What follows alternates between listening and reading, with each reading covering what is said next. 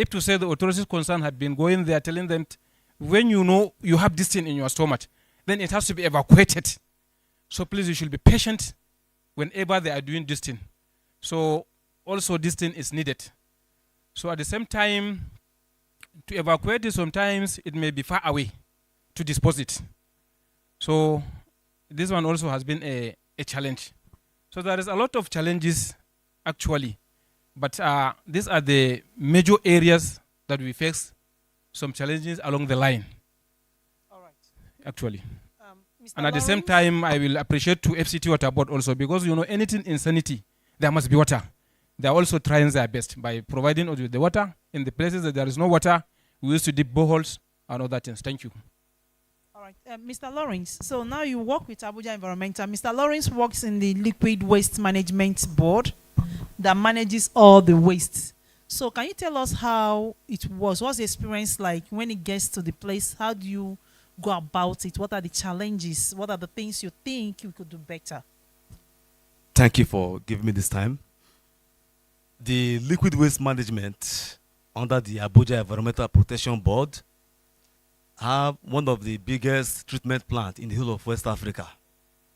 Now, what we do there is we receive this waste from homes, spent water from homes via sewer lines.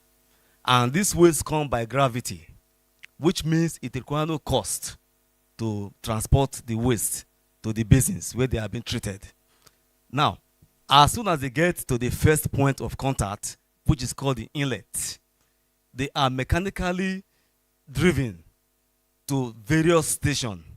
The first one is the core screen, where debris that are non-biodegradable and that are 5 centimeters and above will now be removed, because these debris that are not non-biodegradable are not needed in the bioreactor. The bioreactor is the point where the biological activities takes place, which involve the breaking down of organic matter using various forms of microorganisms. Then, after the core screen, it goes to the low lift pumping station. What happens there is this: the spent water that is coming from homes are not allowed to remain under the ground because of the aquifer. So they are taking 12 meters above the ground level. Then it goes to the next, which is called the fine screen. There, debris that are 4 millimeters and above are removed. So this first process is called the physical or mechanical process of the treatment phase. From there, you get the first product, which is called degraded effluent or primary effluent. From this point, this effluent goes to the next point of treatment, which is called the distribution well. From the distribution well, the seaway will now be distributed to the bioreactor, where the activities of microorganisms will start acting on the waste. Now, the bioreactor have the capacity of about 6 meters in depth, and we have 6 of them. By the time this waste come in, they come in contact with microorganisms. The bioreactor is an ecosystem of its own, where we have both protozoa, metazoa, prokaryotic, eukaryotic. If possible, we may even find COVID, because most of the waste coming, some of them are coming from the hospital. So in the bioreactor, 3 reactions takes place, which is called nitrification, denitrification, and BOD removal. Nitrification involves the conversion of ammonia to nitrate and then to nitrite using a nitrifying bacteria. Then denitrification, which also involves the breaking down of this substance into nitrous nitrogen. That is nitrogen in liquid. Now, from here, the next point is BOD removal. BOD removal simply means biochemical oxygen demand. Now, let me pause a bit. I'll be hearing people talking about fecal sludge. This process is what gives rise to fecal sludge. By the time nitrification denitrification and BOD removal takes place. The end product is called sludge. Now, the process of treating seaway in Abuja Environmental Protection Board is called activated sludge system. Now, what it simply means is that the sludge that has been so produced from the activities of these microorganisms are now allowed to go through a phase called starvation. What it means is that there is a point called final clarifier from the return activated sludge station. It goes to the final clarifier, and the organisms that escape from the RAS station, which is the return activated sludge, the ones that escape from there to the final clarifier are going to be starved of oxygen, because the microorganisms are aerobic microorganisms. So when they get to the final clarifier, they are starved for 7 good hours. After 7 hours, they are returned automatically back to the basin. So the process of starvation and returning back to where they find their organic content, which is their food, you know, they become agitated and they become voracious to feed on the organic matter. The process of feeding on the organic matter is what is giving rise to the cleaning of the spent water. So the end product will now be effluent and biomass, which is the sludge they are talking about.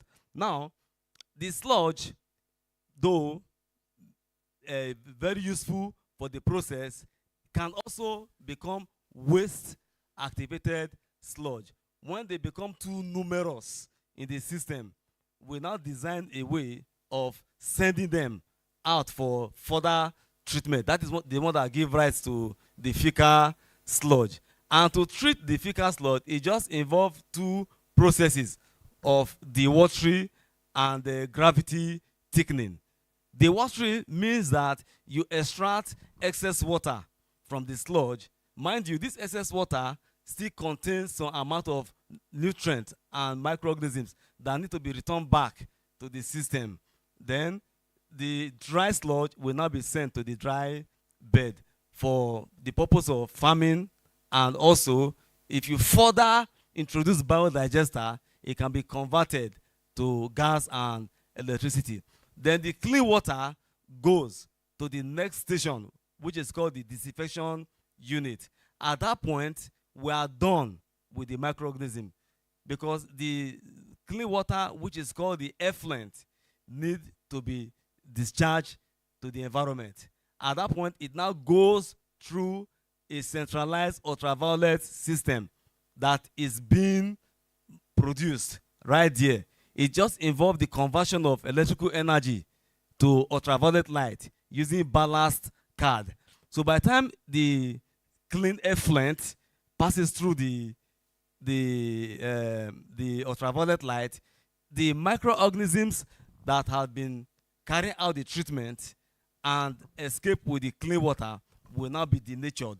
Then what you have now is the clean effluent after UV.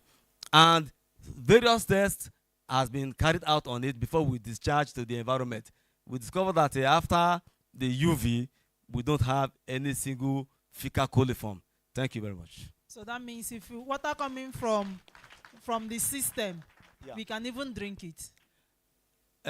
It is not referred to as potable water. You can only You know drink. why I'm saying that? There are some countries where they don't have enough water. And water from the toilets, the sheets that you have done, when they go through this process, this big English is speaking here, they will now send it again, you start drinking it again. Okay, let me respond to that. That water after the ultraviolet light treatment is not referred to as potable water. You only consume potable water. This one is called effluent, that is of World Health and Natural Standard. It is fit to go into the river for aquatic purposes and for farming. If you want to take it, it has to go through other process with water board. Okay, so with your experiences, what are the business opportunities around this explanation now that we can cash into? and start making money? What are the business opportunities? So you talked about this, the sludge. The Are you sludge. selling them? Is this something that they can get into and also do that in their own small places and make money from that? Yes, you know, the office is in segments. We have other units that has to do with commercialization. All right. I'm a technical person. My job ends at that technical level. All Thank you. right. Okay, so Solomon, I want to know what are the opportunities you think they can cash on to? You mean the TBOs? Yes. Yeah, I wouldn't want to start. Thank you very much for the opportunity. I wouldn't want to start from where he stopped Okay. because his own background is different from mine. All right. For us in water aid, we have our own interests when it comes to the issue of open defecation free, and then what the TBOs needs to do. Recently, a study was carried out in this country by an American organization that deals with environmental management. And we discovered from the research that in the tropics, as we have in Nigeria, the aquifer, they came to test the kind of aquifer that is in existence in Nigeria. And basically from the south side and southeast and some part of the north. And the outcome of this research shows that there are two major kinds of aquifer they witnessed. One is the one they call the basin aquifer, which is non-flushable. I want to start from the statement of the problem so that we now begin to think on how to address the challenge of open defecation. The basin or the non-flushable aquifer were found across all the states in Southeast. In the South-South, in rivers, only in one place, like in Elele, that is where you found that one. Then the other part of the South-South and other part of River State was where we got the flushable aquifers. These are in the wetlands. So the aquifer has the capacity to recharge and flush into the river, which is in existence there. So there is no much problem with the kind of toilet we are providing in Nigeria. But if you come to the southeast, for example, you discover that all the toilets that we have and the kind of sockaway pits that we are constructing is not sustainable. Why? Because it enables the feces to penetrate to the groundwater. And the research shows that the movement of feces from the latrine to the groundwater takes between 10 to 15 years. So what happens to the generation after us? What happens to our children? If we continue with the kind of water that we are having now, the kind of toilet system we are practicing now. Sorry. What is the type of toilet system? Because I know the sewage also have concrete. Yeah. So how does it He has penetrate the talked concrete? he has talked much about the other sewage. My own interest now will be basically for the household, even at the institution, the one they use the sockaway. You know, in our own practice, we construct our sockaway in such a way that you open a hole for which the water percolates to the ground. And it's very injurious to health as it enters and interfaces with the groundwater. So, these persons carried out 3 water quality tests in Owerri, collecting water samples from different boreholes, 3 of them. And when they subjected these 3 levels of boreholes water to test, they found out on each of them there were presence of fecal substances. And that means over the years, feces from the pits or from our sockaway has penetrated to the groundwater and is posing a challenge.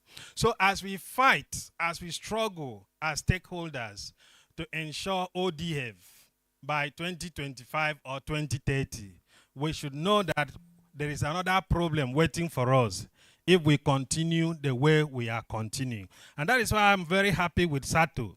They are providing the capturing now. I think SATO also need to work with us to redesign how we get the materials that can be used for containment. Containment in the sense that can they construct a facility that when feces enter, it will not percolate to the ground. And then they put it in such a way that you can, when it is full, it can be taken away without any drop entering the ground. This is my starting point as water aid. And that is why we are recommending to the toilet business owners that there are a lot of opportunities that you can harvest in this area. One can be in the area, like I'm suggesting, the kind of material we use for containment or containing the feces. Number two will be in digital monitoring of the sanitation facilities. Digital monitoring of the sanitation facilities. We have to really be proactive in that. You don't need to wait until the pit is full and then you don't have where to go and defecate and then you begin to go to the bush again. Even in urban centers, you don't need to wait for your sockaway to be filled before you know, oh, my sockaway is filled. Maybe by the time you realized there is no money with you to even evacuate the feces. That is why we are recommending there are instruments, there are technologies that could be used, like the IoT sensors can be placed on the water and the sanitation facilities that will be giving you reading that on so and so months, with the rate that your toilet is progressing, your pit is progressing. Maybe in 3 months, in 6 months, the pit will be filled. So you begin to tell the households or the institutions that the rate you are going, be prepared by December, you need to empty your pit. And this is likely to be the cost. So they begin to plan for it.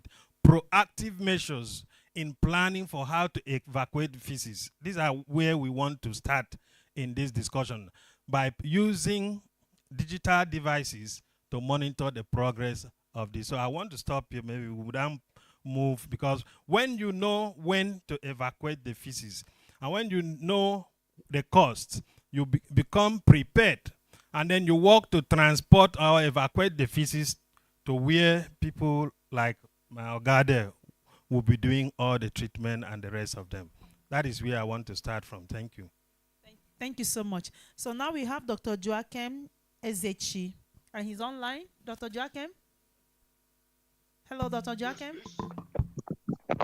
Hello, good afternoon. Yeah, good afternoon. Welcome. Thank you. Yeah, I learned you have a presentation to give us. Yes, we can talk it through. I don't have slides. Okay. Yeah, thank you. Can I start? Yes, please.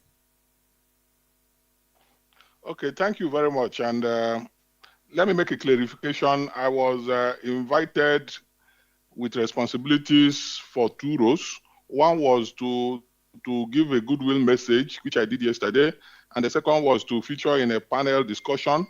The issue of making a presentation was not made clear to me, so I regret any lapses in that regards.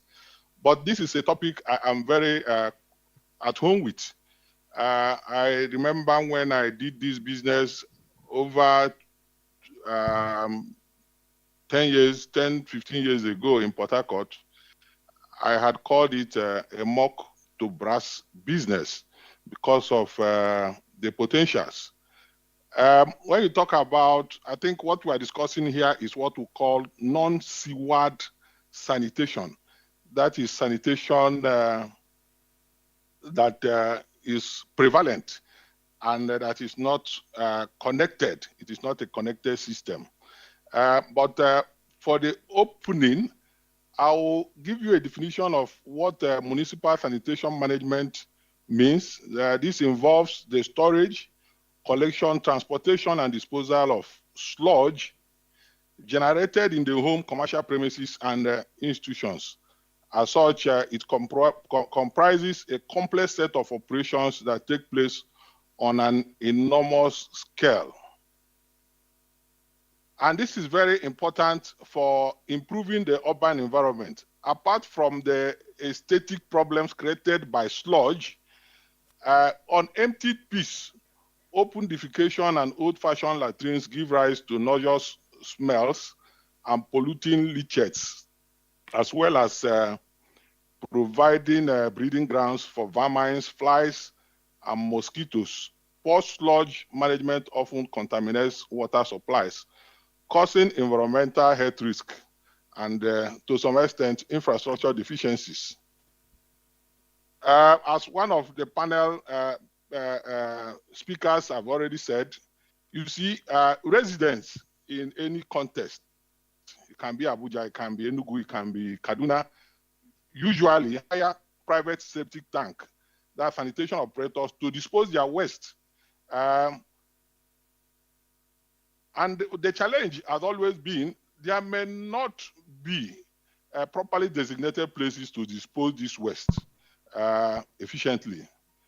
And further worsening the situation is when you have erratic water supply. Water supply is very vital in achieving effective sanitation.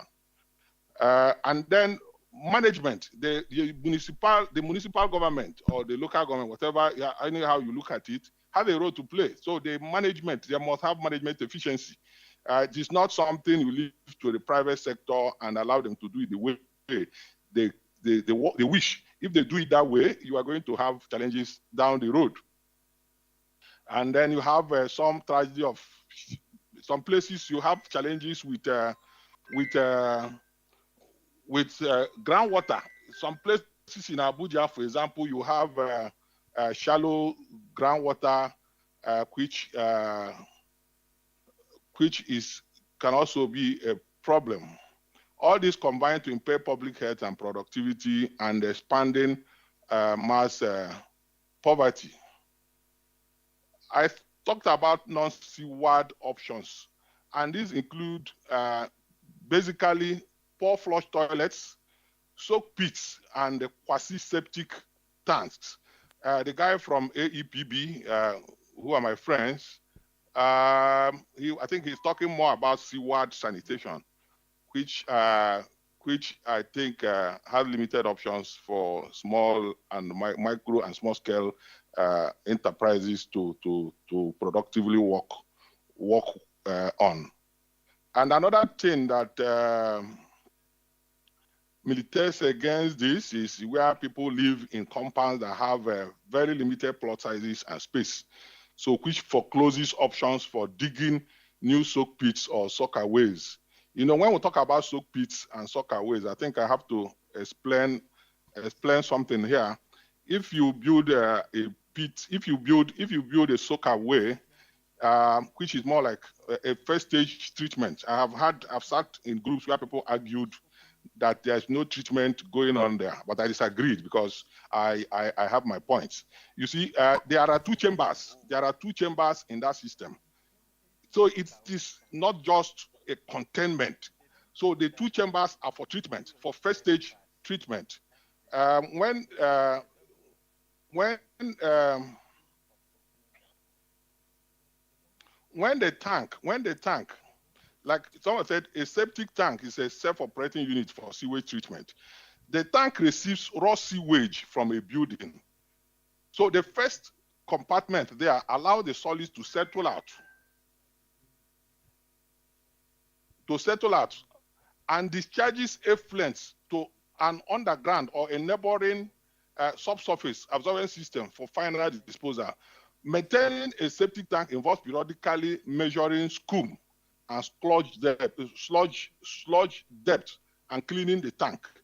The two chambers, when it comes in the first one, then you see that there is an entry for the other one. The scum settles. The scum settles on the bottom of that first pit, and then the liquid part, which is on top, moves over to the next chamber where it soaks away. That's why they call it soak away. It soaks away because of the nature of the subsurface and the surrounding earth. So it soaks away. There's an attenuation capacity of the earth, right? I mean the sand, gravels around to further clean what is coming out down the road over the years. It cleans it down the road.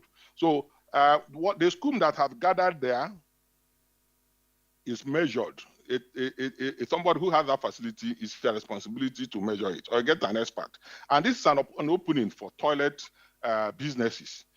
If you define your market and what the services you offer, it will be a responsibility to educate people. When you install toilets for them, look at who can measure scum and sludge depth, clean the tank for you. When it is empty, we'll then determine when it's empty and help you. And this should be done in a routine basis in order to ensure continued operation, prevent tank failure, and extend the life of the subsurface absorption system. But people just build it. That is it. It's abandoned on its own. That is a system that should be there should be some elements of asset management. People look at it, the experts look at it to ensure that it is actually working. I can bet you that many of the soakaway and septic pits we have are no longer functioning. There is the need for toilet business owners to work as consultants in this area. They can provide services of inspection of septic tanks. They can provide services of locating and opening these tanks, determining if the tanks are to be cleaned, and cleaning the septic tanks, resealing the tanks, and disposing of the sludge that have accumulated. As business owners or as practitioners, you need to give consideration to what will happen to the sludge once it has been taken out of the tank. In doing that, you have to underscore or note properly that not all sludge is safe, and that care must be taken over its handling and ultimate disposal.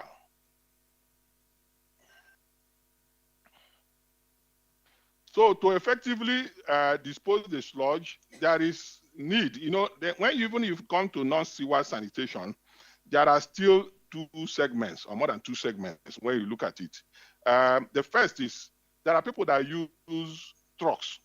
They call them high vacuum trucks to suck up sludge and dump them at a designated place if there is a designated place in the city. And then there are people, you can call them the night soil men, who use, when they go to, that is very prevalent in Port Harcourt and I don't know of other places, Calabar, people that do pour flush and people who do the traditional VIP or pit latrine, they get the nice soil men because getting people with trucks, high performance trucks, has come to become an exclusive preserve of those that have soccerways. So the nice soil men will come in the night or come in the afternoon, block off everywhere to empty the VIP latrines or the traditional pit latrines or the pour flush, and maybe they can dig another pit and pour the contents, what they have dislodged from pit A into pit B they just recently dug, and that will be it. They don't really bother to take it to a remote location. So toilet builders, operators, or professionals can think about, it's not just taking it to a location provided by government. There's no law that says that somebody who is interested in this value chain, there's so much value chain, nothing stops you from having a privately managed drying bed.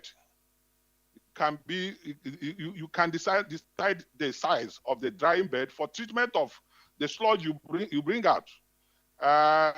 You have the primarily planted drying beds which consist of gravel, sand, and soil filter, planted with emergent plants such as reeds or what they call the bulrushes. The roots of these plants create a porous structure in the layer of accumulated solids and thus enable the dewatering capacity of the filter to be retained. I have seen this in other places.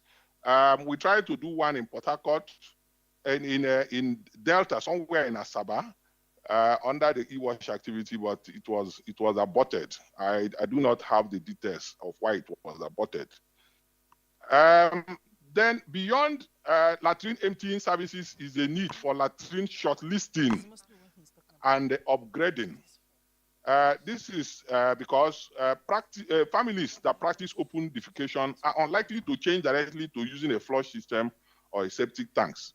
Since alternatives can be limited, there is need for toilet builders, businesses, or promoters to promote the upgrading of primitive sanitation infrastructure through the installation of water seal pans. I know we have a lot of those around now. Over pit latrine, you put the seal pans over the pit latrine slabs, and perhaps relocation in the house and connected to the pit by a short length of pipe.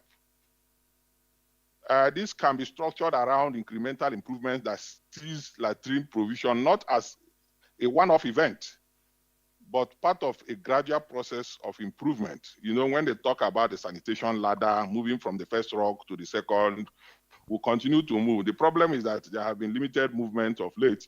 Then you can have seaward sanitation. Even seaward sanitation, when the guy from my co-panelist was talking about pollution, even if seaward sanitation pollutes groundwater, if you look at the British Geological Society, they did a report which is many years old. You see the rate, even in America, it's a problem because the carrying assets for sanitation, wash assets have been a problem. Why water have leakages, sewer sanitation systems also have leakages, and they have the tendency to pollute groundwater. So what the thing is, what we are doing, we have to do it well.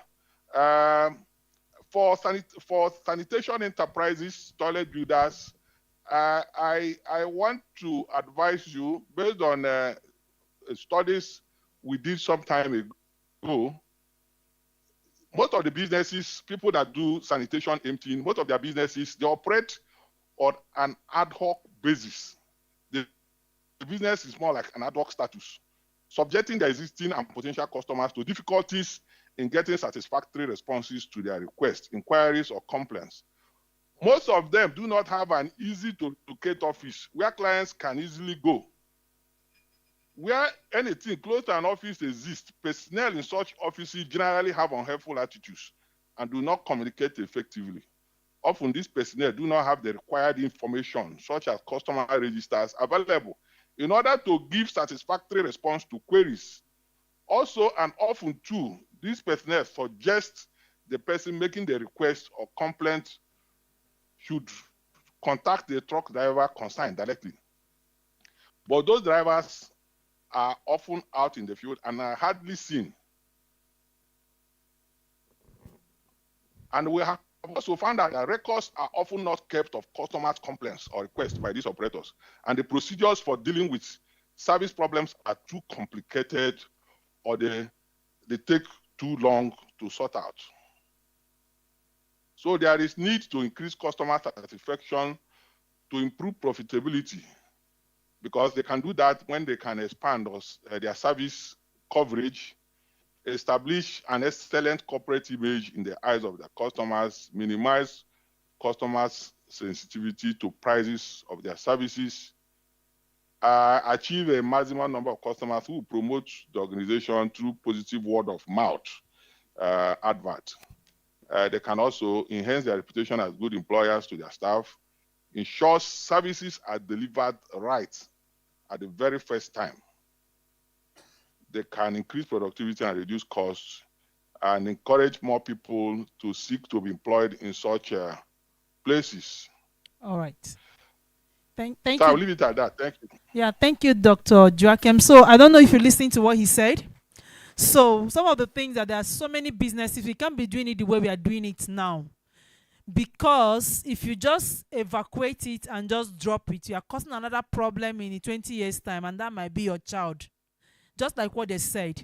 So Dr. Joachim was saying, even at the rural areas, we can have a mini treatment where you can treat this sludge so it doesn't become a disease in the community. That's what he was saying. So there are several value chains you can make money from.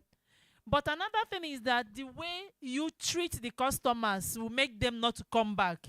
Most of the time, they don't give them good services. They don't have an office where they will meet you. They come, the way you talk to them, they won't even come back again. So they'll go back and be using the bushes because they don't want to go through your problem. Now, we want to ask you a question. How many of you are in the villages that are evacuating the toilet when it's full, when the pit is full? How many of you are evacuating it? Apart from building, who evacuates? All right, so what do you do?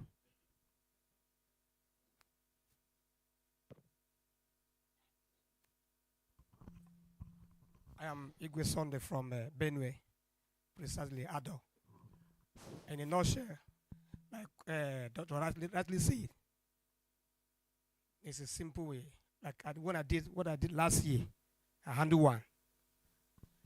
It was early in the morning because sometimes it's difficult to move in the night, and I called my workers. First of all, I made arrangements for the treatment. That is to stop smelling. If I don't use outside, I use salt. There's a local way. At least they can afford. And I get the salt and also the outside, and I poured it the first day, and it stayed till the next day. So early in the morning, as early as 5 o'clock, and I get into the safety tank and evacuated.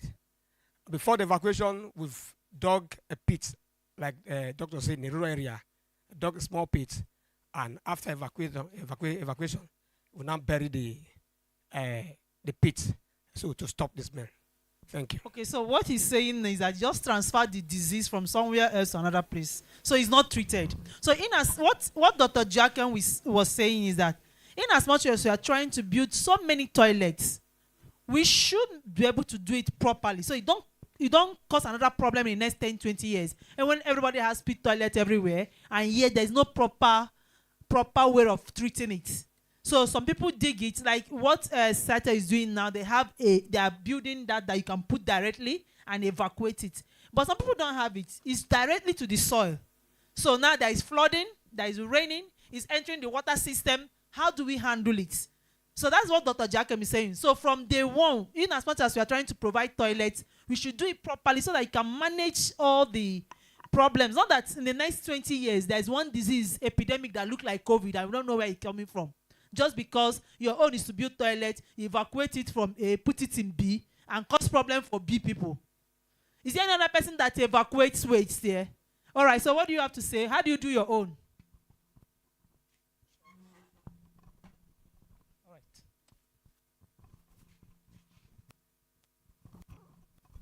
Good afternoon again. Dr. Joachim, are you still around? In our All right. communities, which is our local Can you communities, talk loud? I can I'm hear you. around. Yeah. in our local communities, how we are evacuating our latrines when they are full. First of all, normally we are using colbert ring. Colbert ring is allowed a trainee person to, once we taking off the slab, person can enter inside and evacuate this. Before do this, we can firstly provide a chemical in the night, in the morning, to put it inside this latrine. What's the name of the chemical? What kind of chemical? Like diesel. Normally we are using diesel. Diesel. When you put diesel inside the latrine, in the night, you can call the trainees to come and inside there. So I know our system is not a proper, but we are managing because of we have a financial problem. We don't have enough money to build many latrines in our houses. Yeah, but when you take it, what do you do with it? That's what we want to do. We are digging the dig before we evacuating. Immediately after we evacuating, we are going to push it outside the town and process with the sun. How? You just pour it in the farm like No, that? we are using the drum. Yes. When you carry in the drum, where do you deposit it? deposit it in their bush. All right. Of course, yes. Last 2 years, Okay, thank I you. did a project. Thank you. I did a project. It was a WHO project on sanitation safety, and what he said is exactly what happens. So they evacuate the waste when it's full. So in as much as we are talking about building toilets, we have to think about the whole process. So this session is about doing it right and making money from it. So when we go to Niger State, there's no liquid treatment plant, so they evacuate it and move it to a farm. In fact, they come and collect it's standard 15,000 naira to evacuate it from your house, and then they pay one about 500 naira to deposit it in his farm. And then all of us go there and then the vegetables are looking so green, and then we import it to Abuja and we eat it in our Sokoro. So that you know when your disease starts spreading, when you think it does not affect you, just know that it somehow it goes around and it affects you. So now he just told you the truth. They do the toilet. When they evacuate it, they just go and pour it in a farm or sell it. So we are back to square one. So indirectly, all of us are doing open defecation. It's just that you are doing it at different times. Yeah, some of us have water system, but we are all doing open defecation as long as your own does not go through the proper treatment. So pouring Izal on it is not a treatment. So I want to ask you a question, madam. When you evacuate it, do you use nose mask, boots, overall? Yes. Do you use nose mask? Do you use boots? How do you prepare yourself when you evacuate? I'm not the one that I evacuate. So how do your workers do it? Okay, they will wear the hand glove, long one, and the boots and the jackets on their own body, and they are cover their nose. Okay, all right, thank you. So does any other person evacuate waste? So what he's saying is that, I don't know, Dr. Joachim, can you go through the value chain? Tell us the different value chain, the different processes they can make money from. At what point can they make money? So obviously we are all practicing open defecation, just that we are practicing it in a different style. Can you tell us the different value chains that they can make money from? Please, I want you to listen very well and ask questions. How can you do it? It's obvious that you're doing the wrong thing. It's just that you have toilet, but how do you dispose it? In the next 10 years, in the next 20 years, you might cause disease in your community, because it's not right for you to remove it and go and pour it in your farm. And then you think that you're growing beautiful vegetables. So, Dr. Joachim. Yeah, thank you. You see, when you talk about sanitation value chain, there are many of them. When I talked about shortlisting of toilets, like sanitation, you talk about when somebody wants to build a toilet at home, he will get a mason or get somebody to build it. But to ensure standard, and that comes to the local government. The local government can have a standard based, because there are some things that can determine the standard for toilet building in an area. You look at maybe the water table and all those and determine the best toilets to be built. Like somebody, you cannot just put pit latrine in a coastal community. I'm going to ask question. Please, can you listen? In a coastal community, you determine the water table. If the water table is shallow or deep, you determine you cannot. Somebody was trying to build a soccer way somewhere in Abuja, and he had not even gone up to 2 feet. There was water, so it means he cannot really build a toilet. He must do something different from a soccer way. So but you see, there is this options of inspection of septic tanks. Toilet builders should prioritize that. They should make that a key aspect of their business, to inspect septic tanks, and they can push for that when they have a close working relationship with the municipality, with the local government, who will now make it mandatory that septic tanks must be inspected at least every year.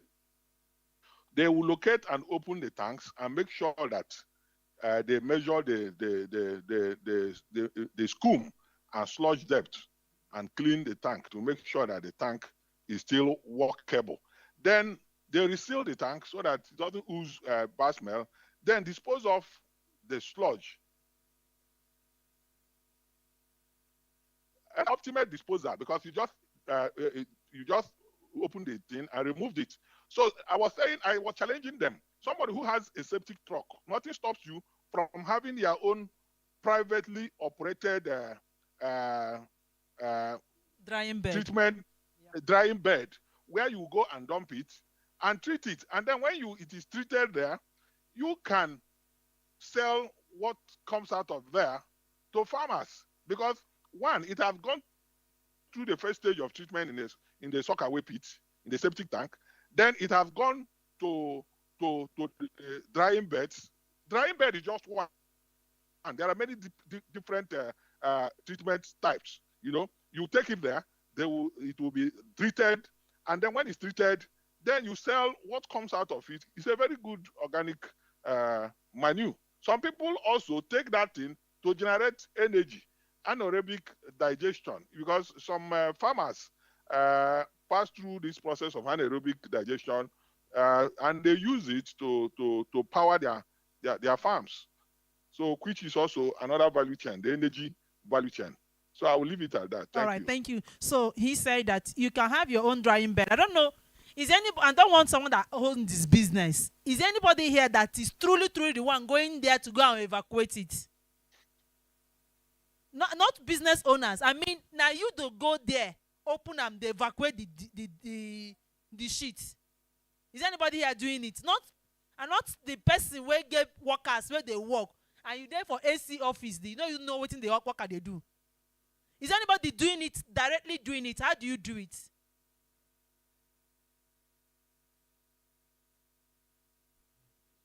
Yes, but what I'm trying to say is that these people are not here. The people that are here are the owners of these people. You see? So now you think you told me that they are wearing nose masks, they are wearing boots, but maybe they are not even wearing anything. You give it to them, they don't use it. So what he's saying is that you cannot just dispose it like that inside your farm and it will grow big corn for us and we'll chop it in Abuja. No. So Dr. Jacob didn't tell us how the correct chemical to be used. I don't know if you have anything to say. What's the best way to treat it in a local way? There's no chemical. No, you don't need chemical. Okay, so what's the right way to treat it in the rural areas? The use of chemicals is an aberration.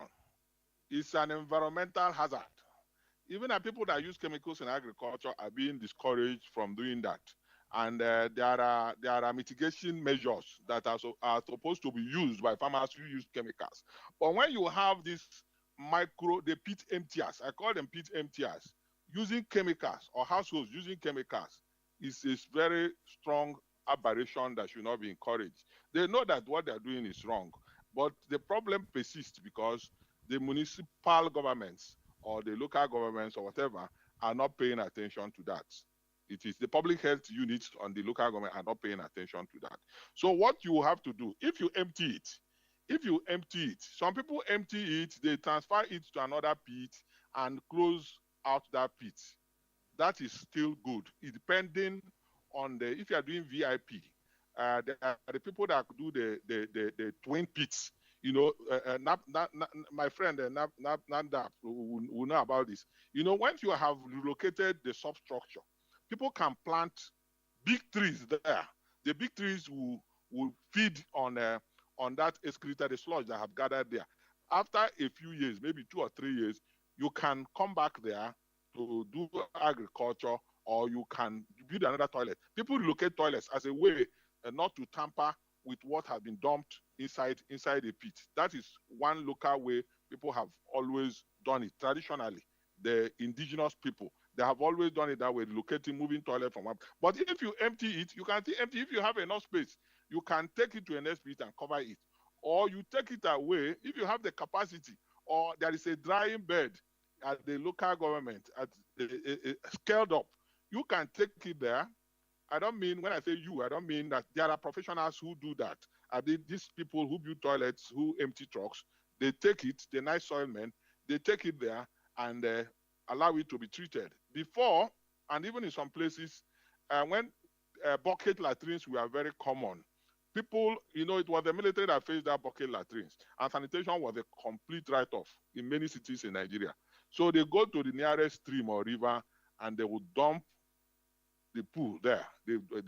Our rivers were so contaminated. Even though the rivers We are growing very fat tilapia fishes and all sorts of fishes then, but that has been curtailed. So it's no longer the case.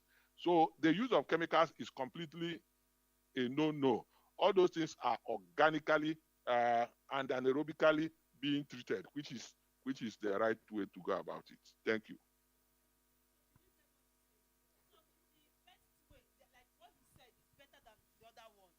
It's even better to keep it in the ground for 2 years or 3 years is treated than carrying it and go and pour it into a farm. You're just spreading the disease. If there's anything that look like COVID, yes, it's better. Yeah, yes, it's better you leave it in the ground, dig another hole, leave it for 2-3 years so that it can naturally, the organism there will just naturally disintegrate than pour it into a farm. Is there another question? Yeah, you don't pour raw physics. You don't pour raw sludge or raw physics on a vegetable. It is not done. Anybody who does that is committing a criminal offense. Can you just 1 second, please? So we are running up in 5 minutes, please. So sharp. But my question is not in respect of. Actually, I want to just observe what the first speaker and second and third mentioned here, because they are all Abuja people and they are talking about Abuja thing. You know, as the first speaker mentioned that Truck Owners Association, their work is not only in discharging in the sewer line in Abuja. They have different branches. Because like Kubwa, Karo, Gwagwalada, they have people there. Or from here, you can call them, they will go there. But once they go to Kubwa, there is designated places, that discharging area which was mapped out by AAPB, that Abuja Environmental Protection. They are the one who is taking care of. And different places in Abuja, Karo, Kubwa, and other places. So he's supposed to mention it because they have members there. And they are working. Those who are at Kubwa, they serve at Kubwa. And you know the population, for example, population of Kubwa is more than the population in the city. And this sewer line only in the city. But all the other satellite town, they are using toilet. And they have the toilet in satellite town is more than what is inside the city. Only city people, they are big people, so they have sewer line because it's city. But if we are talking about population and demand, it's more than what is in the city. So they have members in different areas in FCT. That's why I say, and in respect of the Public Convenience Maintenance Association, the members is not only in the city, the whole satellite town, in the houses, in the motor park, in the bus stop, and everywhere, they serve there. So all they are not only in the city. And even the Oga for liquid waste, who mentioned and explained about that soil line, he explained well. We thank for the explanation he made here. But apart of the treatment plans they have in the city, all that designated that discharge area is under them. They are the one who is taking care of it. Though I don't want to go into deep because the HOD health, public health in Abuja environmental are here. So she's hearing me. So I'm only a TBO. But I just want to remind them so that they can explain why. Thank you very much. All right. So we are running up? Yes, so I don't know if, so how do you manage in Kobwa and Kuje? How does it get to liquid waste treatment to treat it, Oga HOD? So okay. Please, 2 minutes, I beg. 2 minutes. Thank you very much. My just little contribution is, if we really want to attain and also to see that private sector are actively involved in sanitation marketing, sanitation economy, we need to see how we diversify. We have the fecal sludge. How are we going to involve our private sector to see that they support biogas through the process of treating the fecal matter? Because we have them empty in a particular area, it can also serve as source of wealth, source of economy improvement by employing the youth to support. So we are looking at, let us encourage biogas so that we can use the fecal matter to start having gas production, selling it out to people that we buy. But if we look at that, it can also support fecal sludge management. Thank you. All right, Oga HOD, sharp, 1 minute. Okay. I want to say that there's no difference between wherever you are, because the truck owners are already registered. And during registration, they are told where to discharge the waste they are bringing with their truck. So they are not expected to discharge it illegally anywhere. They are monitored. But you know that occasionally people do their things in the night, you cannot say. But really, everybody knows the right thing. If anybody is doing something that is wrong, it's not that he's not aware of where he's supposed to go and discharge after he has evacuated from maybe one household or the other. I also want to say something. There was a time we were doing one training with the Indians. They taught us about the best toilet they use in their place. They were number one, but now we are number one. They developed one toilet they call twin pit toilet. This twin pit toilet uses the same thing, but you use one pit at a time. When that one is filled up, when you cover it, after about 6 to 1 year, you remove. When you are bringing it out, you see that it is not like when you are bringing something that is liquid, because it is now like you will not be asking somebody, put on this, put on that. You can even hold it with your hand. That is the reality and is the truth. And when you see where they are, it will not look like what I'm seeing there. This one is an eyesore. So when that one is also, when you open that one, you close the other one that is filled, you start using this one again. So it is the best one for rural areas.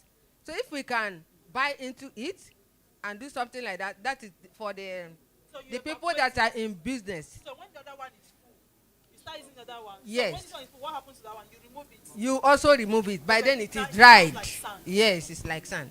So I want us to look into that type of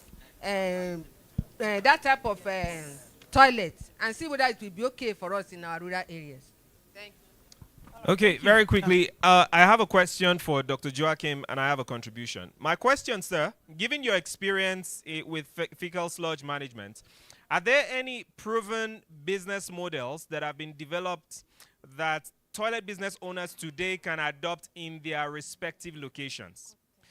Here is the reason I'm saying that, and this is my contribution. You see, the reason we have toilet business owners today is because someone took the trouble to show them a business model, to show them that there is an opportunity here, to show them where the money is, to show them the scale of the money available, and then to encourage them to go get it and provide the support. Now, if we want to go beyond the level of packing this fecal sludge from the pits, into the farms or wherever, if we want to avoid the manual evacuation system, we need to go mechanical. Now, here is the point. If you want to go mechanical, whatever thing you whatever thing you need requires capital investment. And many of the toilet business owners here do not have the financial resources to invest in such capital investments. So here is the question. How do they raise the money for that? They need to go to microfinance banks. They need to go to, commercial banks. The question then that the banks will ask them is that, how well have you proven this business model? Have you done a financial feasibility, a technical feasibility, a commercial feasibility? How do we know that if we give you this money to buy this equipment, these flatbeds or whatever the gentleman was explaining earlier, how do we know you will make money and return our money? So here is the thing. If the answer to my question to Dr. Joachim is no, there is no business model they can adopt, then my recommendation to, my Jomo here would be that we need to invest in a commercial and economic feasibility for the small-scale sanitation entrepreneur that wants to get involved in fecal sludge as a business. Once we create that model, just like we have a toilet business owner model today that works and they make money, and we see some of them have constructed more than 5,000 toilets. Once we have such a model, we can now spread it across board and say, hey, look, you know what? You only need to take this plan and customize it to your own location. So this is just my contribution. Thank you. All right. Okay. No, we can't take any more, please. It's from Atineka. Say no to me. Please, just 30 seconds. And Thank then you. Thank you very much. Sorry? Mine is quite No, brief. Please, I'm a bit concerned because here we have our TBOs, and what we want to get out of this session is that this TBO see business, see something they can add to what they're doing already in the space of fecal sludge management. And I'm aware that some years back there was a good research on local safe technologies for this in Nigeria. Research was done by UNICEF. Safe local disposal. Maybe this is the time to look into it to see how our people here can key into that. Because looking at the models we're discussing, they're quite beautiful, but I know these are for urban sanitation, where you have sewerage systems and so on. And then it's also for high-end kind of people. Our people are like me, we don't have plenty money, but we need something that is safe and is local and is acceptable. Thank you. Okay, so for what you said now, that's exactly what the HOD environmental said in the villages, you encourage them to dig two pits. You use one, when that one is full, you use the other one, so you cover this other one. Before you come back in the next 1 year, that one is now like sand. So you cannot use that one that look like sand now as manure. But you cannot just remove it from the ground and go and pour it in a farm. It's not good. So what we are saying is that one way is to encourage them to dig two in the households. So each household, when you are going to do that, encourage them to have two, so that when one is full, you cover it and use the other one. Before that one is going to be full, you now turn the other one to manure. That's what we are saying. You want to say something? But we are rounding up. Yes, we are. Please. So I think if we are going to continue this conversation, it's very interesting, and we are going to spend the entire evening here. Now, what Dr. Joy Chimere just said is one of the options of non-sewered sanitation system.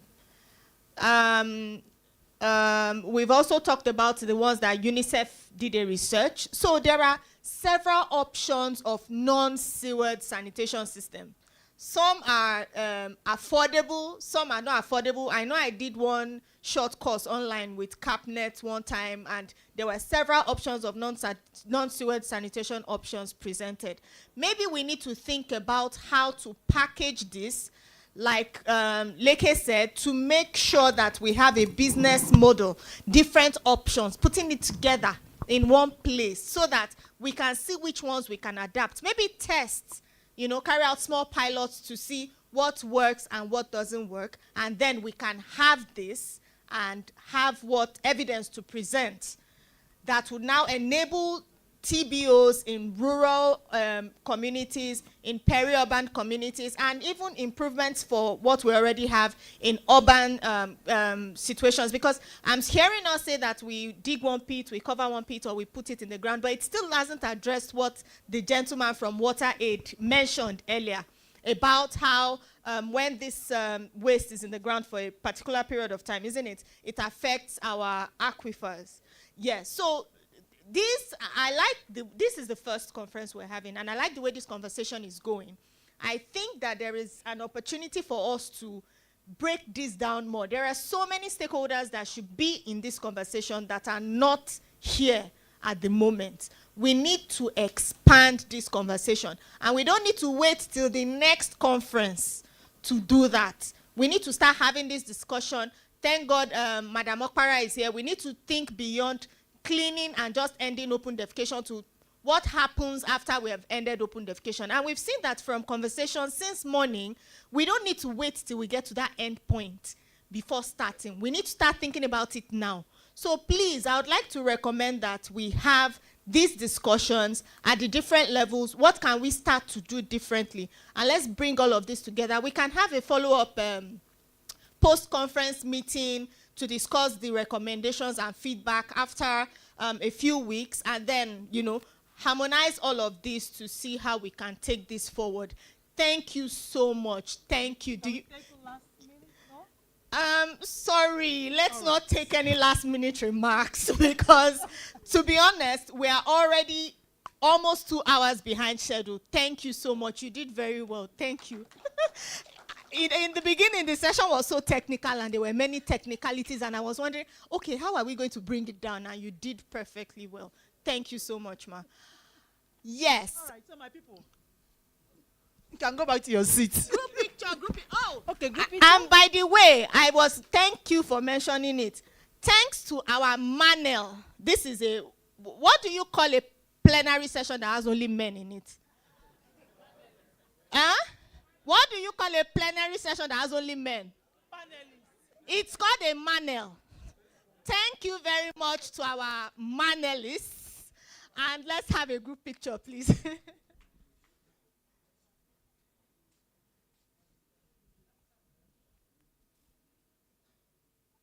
I hope so now will put me for this picture. Please put his image. Sir, please turn on your video so that your picture will be in the background. Yeah. Yes, we are seeing you. Please smile, sir. Thank you. All right, thank you so much. Thank you, everyone. Now we are going to go on break. We've eaten into our lunch break time. So break is just going to be for 20 minutes. Yes, you will hit. In fact, it's like we are going to start the next session while you are still eating. So please, just like we did during tea break, we do not want, there isn't much of a space behind, so we would want to go 2 tables at a time. And we would come back for our closing activities. Thank you so much. 20 minutes for lunch break, please. Thank you.